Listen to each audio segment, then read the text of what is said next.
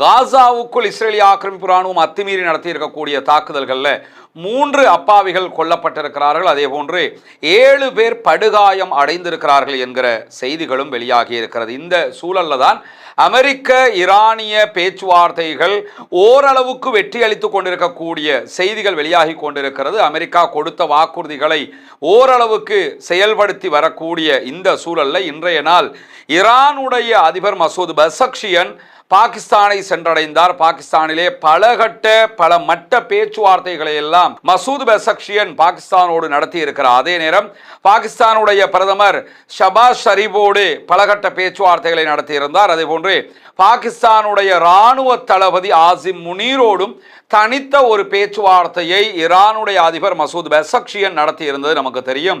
ஏன்னா பாகிஸ்தானுடைய இராணுவ தளபதியை பொறுத்தவரையில் அவர் இன்டர்நேஷனலி தற்போது பேசப்படக்கூடிய ஒரு நபராக மாறி இருக்கிறார். குறிப்பாக இந்த பேச்சுவார்த்தைகளில் ஒரு முக்கிய இடத்தையும் அவர் அடைந்திருக்கக்கூடிய சூழல்ல தான் அவரோடும் ஒரு தனித்த பேச்சுவார்த்தை நடத்தப்பட்டிருக்கக்கூடிய செய்திகள் வெளியாகி இருக்கிறது. இந்த நிலையில தான் காசாவில் ஒரு பீஸ் கவுன்சில் அமைக்கப்பட்டது, ஒரு அமைதி வாரியம் நிறுவப்பட்டிருந்தது. அந்த அமைதி வாரியத்தினுடைய செயல்பாடுகள் மந்த கதியில் போய்கொண்டிருக்கக்கூடிய இந்த தருணத்தில் காசாவில் பாலஸ்தீன விடுதலை அமைப்பினர் அத்தனை பேரும் ஆயுதங்களை கைவிட வேண்டும், குறிப்பாக அவங்க சேஃப்டிக்கு வைத்துக் கொண்டிருப்பதாக சொல்லக்கூடிய ஒரு சிறிய ஆயுதம் கூட அவர்களிடம் இருக்கக்கூடாது, மொத்தமாகவே அவர்கள் கைவிட வேண்டும் என்று சொல்லி பாலஸ்தீனத்தினுடைய அமைதி வாரியம் மீண்டும் மீண்டும் கோரிக்கைகளை வைத்து வரக்கூடிய சூழல்ல எகிப்தினுடைய தலைநகர் கெய்ரோவில் பாலஸ்தீன விடுதலை அமைப்பினருக்கும் எகிப்துக்கும் குறிப்பாக இந்த அமைதி வாரியத்தினுடைய அதிகாரிகளுக்கு மத்தியிலான ஒரு பேச்சுவார்த்தை நடைபெற்று வருகிறது. இந்த பேச்சுவார்த்தைகளில் மிக தெளிவாக பல விவகாரங்களை பேசக்கூடிய பாலஸ்தீன விடுதலை அமைப்பை சேர்ந்தவர்கள் ஒரே ஒரு விவகாரத்தில் ரொம்ப தெளிவாக இருக்கிறார்கள். காசா உள்ளிட்ட பாலஸ்தீனத்தினுடைய அனைத்து பகுதிகளில் இருந்தும் இஸ்ரேலிய ஆக்கிரமிப்பு ராணுவம் வெளியேற்றப்பட வேண்டும். அவர்கள் வெளியானதை தொடர்ந்து பாலஸ்தீனத்திற்காக உருவாக்குகிற நேஷனல் போர்சஸ் தேசிய படைப்பிரிவு அவர்கள் சார்ஜ் எடுக்க வேண்டும். அதே போன்று பாலஸ்தீன மக்களை கொண்ட ஆட்சி குழு அமைக்கப்பட வேண்டும், அவங்க தான் ஆட்சியை நடத்தணும். இதையெல்லாம் படிப்படியாக செய்து வருகிற போது நாங்கள் எங்களுடைய ஆயுதங்களை ஒப்படைப்பதற்கு தயார். அதை யாற்ற ஒப்படைப்போம் என்று சொல்லி சொன்னா இஸ்ரேல்ட்டையோ அல்லது அமைதி வாரியத்திட்டையோ கிடையாது, பாலஸ்தீனத்தை ஆளுகிற பாலஸ்தீன மக்களுடைய பாலஸ்தீனிய இராணுவத்திடத்தில் ஒப்படைப்பதற்கு தயாராக இருக்கிறோம். இந்த ஒப்படைப்பு எப்ப நடைபெறும் என்று சொன்னால் கடைசியாக பாலஸ்தீனம் தனி நாடு என்கிற அந்தஸ்தை அடைகிற போதுதான். எனவே பாலஸ்தீனத்துக்கு தனிநாடு அந்தஸ்து இல்லாமல் வெறுமனே ஆயுதத்தை ஒப்படைத்து விட்டு மீண்டும் மீண்டும் இஸ்ரேலிடத்தில் அடி வாங்குவதற்கு எங்கள் மக்கள் தயார் இல்லை என்பதை பாலஸ்தீன விடுதலை அமைப்பினர் பேச்சுவார்த்தைகளில் வலியுறுத்துகிற காரணத்தினால அந்த பேச்சுவார்த்தைகளில் ஒரு இழுபறி நிலை நீடிக்கிறது என்கிற செய்திகள் வருகிற அதே நேரம் பாலஸ்தீன விடுதலை அமைப்பினர்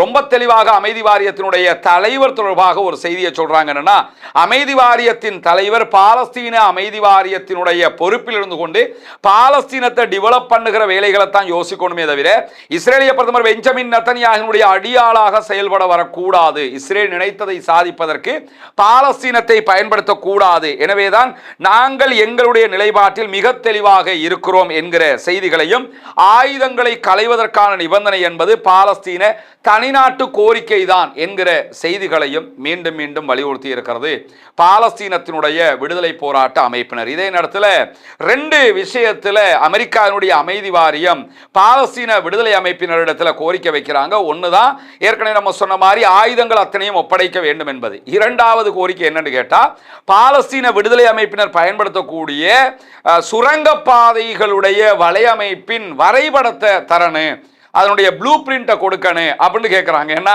யுத்தம் நடத்தியாச்சு, சண்டை போட்டாச்சு, காசா மக்களை கொன்று குவிச்சாச்சு. ஆனால் பாலஸ்தீன விடுதலை அமைப்பினருடைய சுரங்கங்கள் எங்கெங்கு இருக்கிறது, எப்படி இருக்கிறது என்பதை கண்டறிய முடியாமல் இருக்கிறார்கள். எனவே அதனுடைய ப்ளூ பிரிண்ட்டையும் தரணும் என்று கேட்குறாங்க. அதையும் நாங்கள் தர முடியாது, அது பாலஸ்தீன மக்களுக்குரியது என்பதை பாலஸ்தீன விடுதலை அமைப்பினர் இன்றைக்கு மிக தெளிவாக தங்களுடைய செய்திகளில் சொல்லி இருக்கிறது மட்டுமல்லாமல் இந்த அவர்களுடைய சுரங்கங்களுக்குள்ள உள்ளாக ராக்கெட்டுகள், ஏவுகணைகள், அதே போன்று கார்னட் டாங்க் எதிர்ப்பு ஏவுகணைகள் உள்ளிட்ட பல கனரக ஆயுதங்களை அவர்கள் மீண்டும் மீண்டும் சேமித்து வைத்திருக்கிறார்கள் என்று சொல்லியும், குறிப்பாக இந்த சுரங்கங்களுக்குள் ஆயுத தொழிற்சாலைகளை பாலஸ்தீன விடுதலை அமைப்பினர் நடத்தி வருகிறார்கள் என்கிற செய்திகளும் ஏற்கனவே வெளியாகி இருந்தாலும் இன்றைக்கு வெளியாகி இருக்கக்கூடிய செய்திகளில் அது மேலும் உறுதிப்படுத்தப்பட்டிருக்கிறது. எனவே பாலஸ்தீன தனிநாடு என்கிற ஒரு தெளிவான தீர்வுதான் ஆயுதங்களை ஒப்படைப்பதற்கான படியாக அமையும் என்பதை மீண்டும் பாலஸ்தீன விடுதலை அமைப்பினர் உறுதிப்படுத்தி இருக்கிறார்கள். அதே நேரத்தில் தான் இன்றைக்கு ஈரான் தொடர்பாகவும் இன்னும் சில செய்திகள் வெளியாகி இருக்கிறது. குறிப்பாக ஈரானுடைய மறைந்த ஆன்மீக தலைவர் ஆயத்துல்லா அலி ஹாமனி அவர்களுடைய ஜனாசாவை அடக்கம் செய்கிற திட்டங்களை ஆல்ரெடி ஈரான் வெளியிட்டிருந்தது. அதிலேயும் சில இழுபறியான நிலை இருந்த நிலையில இன்றைக்கு மிக தெளிவாக அவர்கள் எப்பொழுது ஜனாசா அடக்கம் செய்யப்பட போகிறது என்கிற தகவல்களை அறிவித்திருக்கிறார்கள். ஜூலை மாதம் 4ஆம் தேதி, அடுத்த மாதம் 4ஆம் தேதி தெஹ்ரான்ல ஆயத்துல்லா அலி ஹாமனியினுடைய ஜனாசாவை மக்கள் பார்வையிடுகிற நிகழ்வுகள் ஆரம்பிக்கும். இது ஜூலை 6 வரைக்கும் 2 நாட்கள் தொடர்கிற அதே நேரம் ஜூலை 7ஆம் தேதி மேலதிகமாக முக்கியஸ்தர்களுக்கும் அந்த ஜனாசாவை பார்வையிடுவதற்கான வாய்ப்புகள் வழங்கப்படுகிற அதே நேரத்தில் ஹாமனி பிறந்த ஊராக இருக்கக்கூடிய வடகிழக்கு நகரமான மஷ்ஹத்ல அவருடைய ஜனாசா ஜூலை மாதம் 9ஆம் தேதி அடக்கம் செய்யப்படும். பிப்ரவரி மாதம் 28ஆம் தேதி ஈரான் மீதான அமெரிக்காவினுடைய தாக்குதல்களில் முதல் 24 மணி நேரங்களுக்குள்ளாக ஆயத்துல்லா அலி ஹாமனி கொல்லப்பட்டிருந்தார். அவருடைய ஜனாசா எதிர்வருகிற ஜூலை 9ஆம் தேதி தான் அடக்கம் செய்யப்பட இருக்கிறது என்கிற செய்திகள் வெளியாகி இருக்கிறது. குறிப்பாக ஆயத்துல்லா அலி ஹாமனியை கொன்னுட்டாலே மொத்தமாக ஈரான் வீழ்ந்திரும் நினைச்சாங்க. ஆனா இந்த நிமிடம் வரைக்கும் ஈரான் வீழவில்லை. ஈரானியர்கள் நெஞ்சை நிமிர்த்தி தைரியமாக அமெரிக்காவையே தோற்கடித்து விட்டு பேச்சுவார்த்தைகளிலும் வெற்றி வாகை சூடிக்கொண்டிருக்கிறார்கள் என்பதை உலகம் பார்த்து கொண்டிருக்கக்கூடிய இந்த சூழல்ல தான் ஹொர்முஸ் நீர்நிலை ஓபன் பண்ணப்பட்டிருக்கிறது. கப்பல்கள் பயணிக்கலாம், நிற்கலாம், போகலாம் என்கிற விதமாக அமெரிக்க அதிபர் டொனால்ட் ட்ரம்ப் அறிவிச்சுக்கிட்டே இருக்கக்கூடிய சூழல்ல நான் இன்றைக்கு விடுத்திருக்கக்கூடிய அறிவிப்பை பொறுத்தவரையில் ஹொர்முஸ் நீர்நிலையை பொறுத்தவரையில் அது ஈரானுடைய கட்டுப்பாட்டில் இருக்கிற நீர்ப்பரப்பு. எனவே யாரும் போகலாம் வரலாம் என்பதை தாண்டி எங்க கிட்ட கேட்காம போக இயலாது, வர இயலாது என்பதை மீண்டும் உறுதிப்படுத்தி இருக்கிறார். அதே நேரம் ஹொர்முஸ் நீர்நிலை பகுதிகளில் பாதுகாப்பான பயணத்திற்கான உறுதிப்பாட்டை ஓமானும் ஈரானும் தான் உறுதிப்படுத்தும். ஓமானும் ஈரானும் சேர்ந்து ஒரு திட்டத்தை முன்வைக்கும். அந்த திட்டத்தின் அடிப்படையில் தான் எந்த கப்பல்களும் போக வேண்டும், அந்த இடத்தை கடக்க வேண்டும் என்கிற செய்திகள் வெளியாகி இருக்கிறது. இன்றைக்கு ஓமான் தலைநகர் மஸ்கட்டில் ஈரானுக்கும் ஓமானுக்கும் இடையிலான ஹொர்முஸ் நீர்ப்பரப்பு தொடர்பான ஒரு முக்கியமான பேச்சுவார்த்தை நடைபெற்று வருகிறது. மேலதிக தகவல்கள் வருகிற போது அந்த பேச்சுவார்த்தை தொடர்பான செய்திகளையும் நம்ம உங்களோட பகிர்ந்து கொள்கிற அதே நேரத்தில் தெஹ்ரான், அதாவது ஈரான் பாலஸ்தீனம் மற்றும் லெபனானுடைய விவகாரங்கள்ல அதிக கவனம் செலுத்துகிற காரணத்தினால அரபு நாடுகள் ஈரானோடு ஒரு நேரடி பேச்சுவார்த்தையை நடத்துவதற்கு திட்டமிடுகின்றன என்கிற ஒரு மகிழ்ச்சியான செய்தி இன்றைக்கு வெளியாகி இருக்கிறது. இதைத்தான் ஆரம்பத்திலே பண்ணியிருக்கேன். ஆனாலும் ஒன்றும் பிரச்சனை இல்லை. ஏன்னா ஆரம்பத்திலே பண்ணியிருந்தா கூட ஈரானுக்கு என்ன பலம் இருக்குது, பலம் இல்லைங்கிற கேள்விகள் எல்லாம் எழுந்துகிட்டு இருக்கும். இப்போதான் ஈரான் எல்லாருக்கும் சுற்றி வளைச்சு அடிச்சு பற்ற வச்சு விட்டானே, எல்லாம் முடிஞ்சு போச்சு. எனவே ஈரான் தான் வல்லரசு என்பதை நிரூபித்திருக்கக்கூடிய இந்த தருணத்தில் அரபு நாடுகள் அந்த சொல்லுவாங்கல்ல, துரோகிட்ட போய் காலம் அடிச்சு உட்கார்றதை விட எதிரிட்ட போய் நம்ம சரணடைஞ்சிடலாம், இந்த மாதிரி துரோகியாக இருக்கிற அமெரிக்காவையும் இஸ்ரேலையும் நம்பி பயணிப்பதை விட நம்ம எதிரியாக பார்க்கிற ஈரான்டே நம்ம போயிடுவோமே என்கிற விதமாக முடிவெடுத்திருக்கிறார்கள் போலும். அதனால தான் இந்த அறிவிப்பு இன்றைக்கு வெளியாகி இருக்கிறது.